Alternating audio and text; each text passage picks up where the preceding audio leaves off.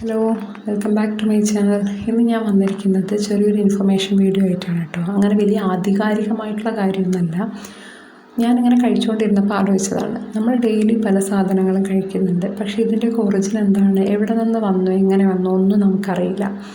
അപ്പോൾ ഈ ഒരു 3 ഐറ്റംസ് ട്രൈ ചെയ്യുമ്പോൾ ഞാനും വിചാരിച്ചിട്ടുണ്ടായിരുന്നു ഇതിലൊരു ഐറ്റത്തിൻ്റെതായിരുന്നു എന്താണെന്ന് അറിയാനൊരാഗ്രഹം തോന്നിയത്. മറ്റൊന്നുമല്ല, ഈ ഒരു കാരമലൈസ് ചെയ്ത ടോപ്പിംഗ് വരുന്ന ഈ ഒരു ഐറ്റം, അത് മറ്റൊന്നുമല്ല കേട്ടോ, സെൻറ്റ് സെബാസ്റ്റ്യൻ ചീസ് കേക്ക്. ഇപ്പോൾ അത്യാവശ്യം മോസ്റ്റ് പോപ്പുലറായിട്ട് തന്നെ ഓടിക്കൊണ്ടിരിക്കുന്ന ഒരു കാര്യമാണ് സെൻറ്റ് സെബാസ്റ്റ്യൻ ചീസ് കേക്ക് എന്ന് പറയുന്നത്.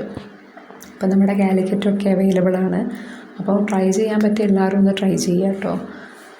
ഇതിൻ്റെ പേരുമൊക്കെ കാണുമ്പോൾ സ്വാഭാവികമായിട്ടും ഇതെങ്ങനെ വന്നു, എവിടെ നിന്ന് വന്നു എന്നൊക്കെ ഒരാഗ്രഹം ഉണ്ടായിരുന്നു അറിയാൻ. അങ്ങനെ ഞാൻ നോക്കിയതാണ്.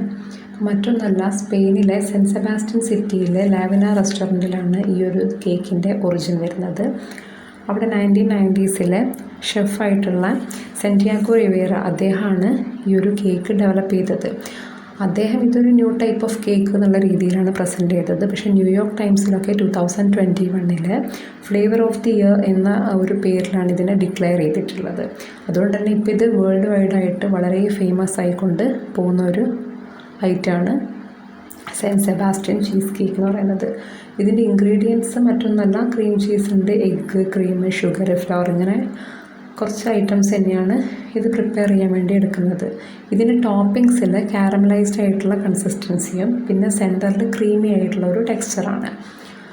വളരെ മോയ്സ്റ്റ് ആയിട്ടുള്ളൊരു കേക്കാണ് കേട്ടോ. പേഴ്സണലി പറയുകയാണെങ്കിൽ എനിക്കിഷ്ടമായി. ഈ ഒരു ചോക്ലേറ്റിൻ്റെ സോസിൽ ഡിപ്പ് ചെയ്ത് കഴിക്കുമ്പോൾ കുറച്ചുകൂടി ടേസ്റ്റിയാണ്. പിന്നെ അവർ ഇതിനെ വെറുതെ അങ്ങനെ കഴിക്കാനാണ് കൊടുക്കുക. നമ്മുടെ ഇവിടെയൊക്കെ ചോക്ലേറ്റിൻ്റെ സോസിലൊക്കെ ഡിപ്പ് ചെയ്തിട്ടാണ് കേട്ടോ കഴിക്കുന്നത്.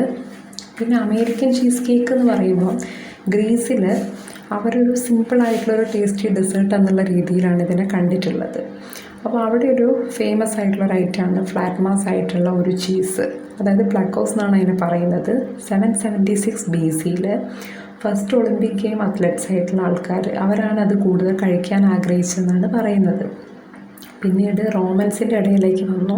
അതായത് 146 BC അവരതിലേക്ക് എഗ്ഗ് ആഡ് ചെയ്തു. എഗ്ഗ് ആഡ് ചെയ്ത് കഴിഞ്ഞിട്ട് അവരതിനെ വാം ചെയ്തിട്ടൊക്കെയാണ് പിന്നീട് ഇതിനെ യൂസ് ചെയ്തത്. അതിനുശേഷം യൂറോപ്യൻസ്, അമേരിക്കൻ കോളനിസ്റ്റിൻ്റെ ഒക്കെ ഇടയിലേക്ക് വന്നപ്പോൾ ഇത് പിന്നീട് അങ്ങനെ പോപ്പുലറായിക്കൊണ്ട് മാറിയതാണെന്നാണ് പറയുന്നത്. ഇപ്പം നമ്മുടെ കാലിക്കറ്റും അങ്ങനെ ഒരുവിധ എല്ലാ സ്ഥലങ്ങളിലും ഇത് അവൈലബിൾ ആണ് കേട്ടോ.